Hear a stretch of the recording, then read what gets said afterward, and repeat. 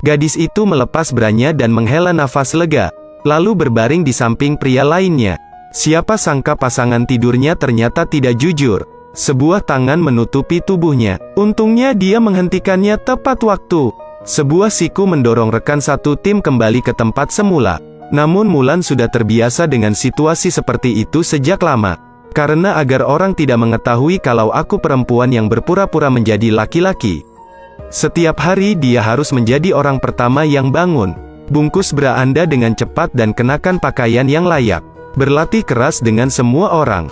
Pedang seni bela diri juga tidak buruk. Untuk melatih mereka, sang jenderal mengharuskan mereka membawa 2 ember air ke atas gunung setiap hari. Air di dalam tangki tidak boleh keluar. Persyaratan tersebut sangat ketat. Ada seorang tentara yang sangat lelah hingga menangis dengan keras. Beberapa orang diam-diam membuang air tersebut untuk menurunkan berat badan. Akibatnya, karena ketidakjujurannya, ia diusir dari kamp militer. Namun dengan Mulan yang memiliki Qigong, hal itu tidak terlalu sulit baginya. Tapi karena dia menyembunyikan identitasnya, dia belum pernah memimpin sebelumnya. Tapi betapapun lelahnya itu, setiap hari dia adalah orang terakhir yang kembali. Diam-diam melepas branya dan tidur. Hal pertama pada hari berikutnya adalah memperlengkapi diri Anda secara menyeluruh. Tapi mandi sendirian juga merepotkan. Karena di kamp militer semuanya laki-laki. Semua orang mandi bersama. Untung saja saat mandi masih perlu ada yang berjaga. Dia memiliki kesempatan untuk menghindari seumur hidup. Namun berhari-hari tidak mandi, bau badannya tetap membuatnya dikritik semua orang. Lihat ini, Hua Mulan hanya bisa memanfaatkan waktu ketika semua orang pergi tidur untuk menyelinap ke sungai untuk mandi. Tapi saat itu dia sudah berendam dengan nyaman. Seorang tentara sebenarnya datang ke tempat ini. Hua Mulan ketakutan dan tidak berani berteriak. Saya hanya perlu menggunakan tangan saya untuk memeluk diri saya sendiri dengan erat. Dengan lantang mengatakan bahwa dia ingin sendiri. Dengan begitu kita bisa mengusir prajurit itu. Namun keesokan harinya setelah latihan, ia sengaja pergi ke Hua Mulan untuk membandingkan kemampuan bela dirinya. Karena dia merasa Mulan menyembunyikan kekuatannya yang sebenarnya. Akibat dari serangannya yang dahsyat, Hua Mulan akhirnya tidak tahan. Gunakan Qigong untuk menyerang di udara. Membuat semua orang sangat terkejut. Tapi Mulan membenci dirinya sendiri. Mengapa saya tidak tahan? Tanpa diduga, orang-orang mulai memuji kemampuannya. Bahkan sang jenderal memperhatikannya. Jenderal bertanya kepada Mulan mengapa dia menyembunyikan kekuatannya yang sebenarnya. Jelas dia bisa menjadi prajurit elit. Seharusnya aku memanfaatkan bakatku dengan baik. Mendengar perkataan Jenderal Hua Mulan, dia tersadar. Sekarang, di depan semua orang, dia adalah seorang laki-laki. Pada dasarnya tidak perlu menyembunyikan kekuatanmu. Jadi dia mulai berlatih siang dan malam. Saat membawa air ke atas gunung, dia selalu berjalan sendirian di depan. Hal ini mengejutkan para prajurit yang berlatih bersamanya. Akhirnya dia berhasil mencapai puncak gunung. Ketika membungkuk untuk melihat benda-benda di bawah gunung, Hua Mulan memutuskan untuk memenangkan pertarungan ini. Buktikan pada dunia bahwa anak perempuan juga bisa bekerja keras untuk negara. Tidak lama kemudian, pasukan Nunin perlahan mendekat. Kamp militer meminta mereka pergi ke garis depan untuk pertama kalinya.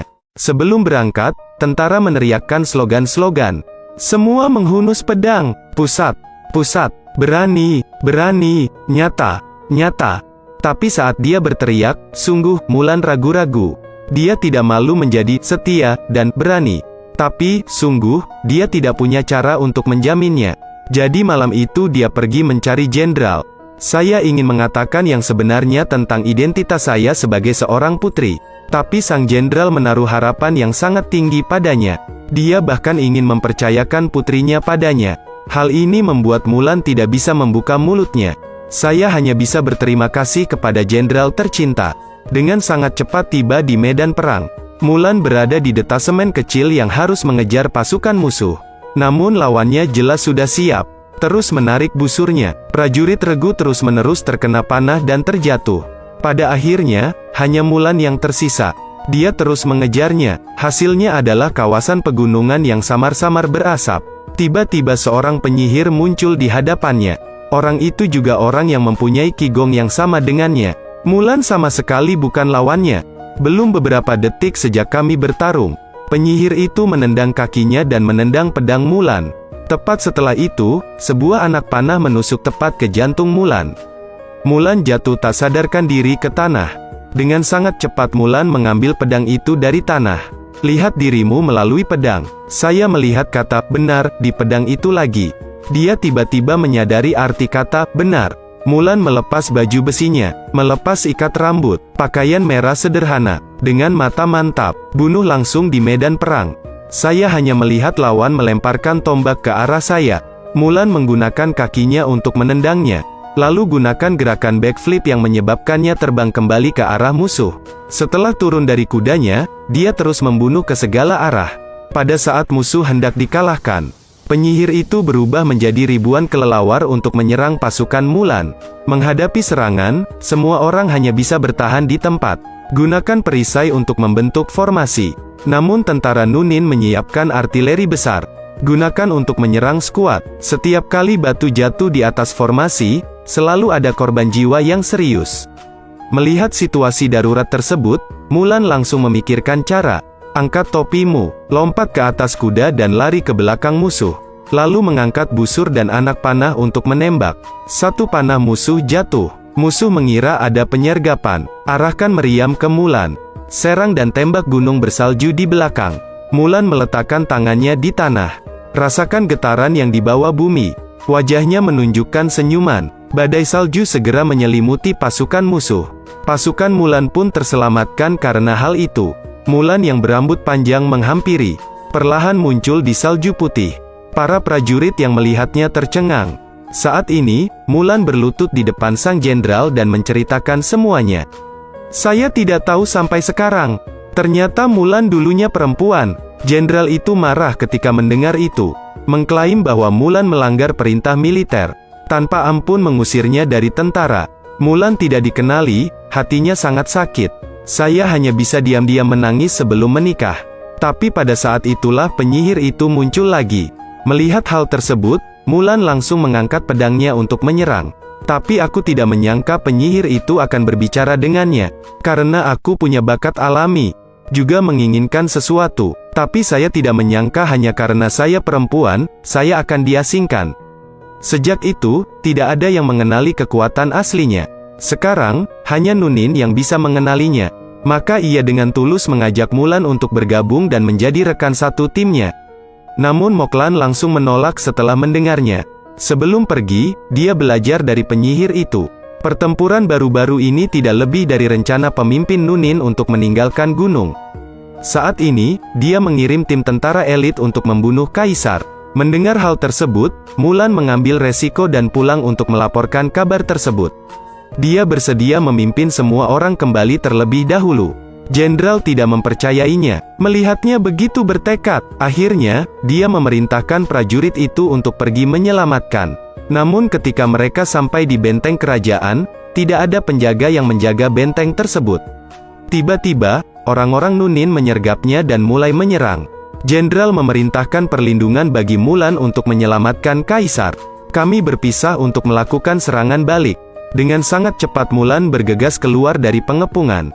Tapi ketika dia berlari ke aula utama, orang di atas sana bukanlah kaisar melainkan seorang penyihir. Penyihir itu melihatnya dan sangat terkejut. "Saya tidak berharap Moklan dikenali oleh semua orang. Atau mungkin dari tubuh Mulan dia bisa melihat dirinya yang dulu." Dia berubah menjadi elang dan membimbing Mulan untuk menemukan kaisar. Saat ini, kaisar diikat di lantai atas. Tiba-tiba penyihir itu berjalan di depan pemimpin Nunin. Katakan padanya bahwa Mulan telah mengirimkan tentara untuk menyelamatkannya. Pemimpin Nunin menoleh untuk melihat.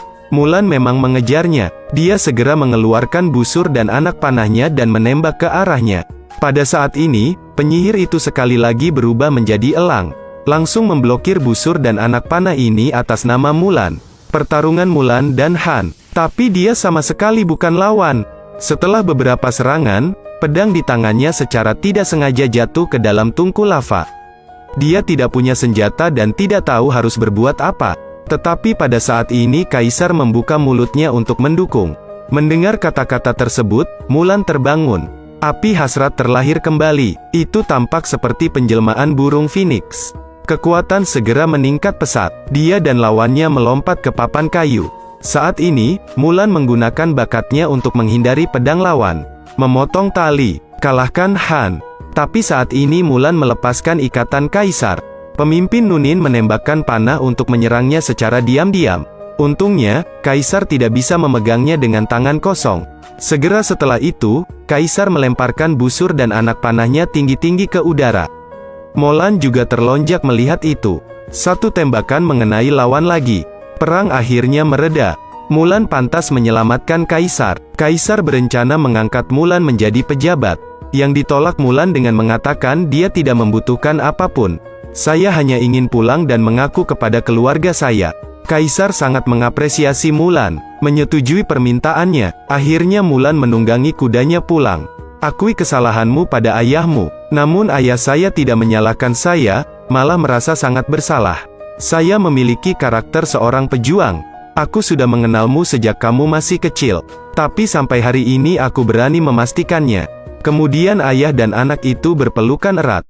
Tiba-tiba sang jenderal membawa tim centaur ke tempat ini. Mereka mematuhi perintah kaisar untuk membawa hadiah. Orang-orang di rumah sakit hanya bisa menghela nafas. Tanpa diduga, suatu hari Moklan akan berjuang untuk negaranya. Saya baru saja melihat Mulan perlahan membuka kotak itu. Pedang terhormat muncul di depan mataku. Di dalamnya masih terdapat ukiran 3 kebajikan di kam militer. Setia, berani, jujur. Tapi Mulan melihat lebih dekat dan melihat kata, berbakti, terukir di bagian belakang pedangnya. Saat ini, sang jenderal mengumumkan kepada semua orang. Orang-orang di negara ini merasa terhormat karena dia. Kaisar memerintahkanmu untuk kembali sebagai komandan agung. Saat ini, Moklan tersenyum. Dia mengangkat kepalanya dan melihat ke kejauhan. Burung Phoenix 5 warna terbang dengan bangga. Gadis itu dulunya adalah seorang prajurit kecil. Setelah prajurit muda beranjak dewasa, mereka akan menjadi jenderal. Jenderal itu kemudian menjadi legenda.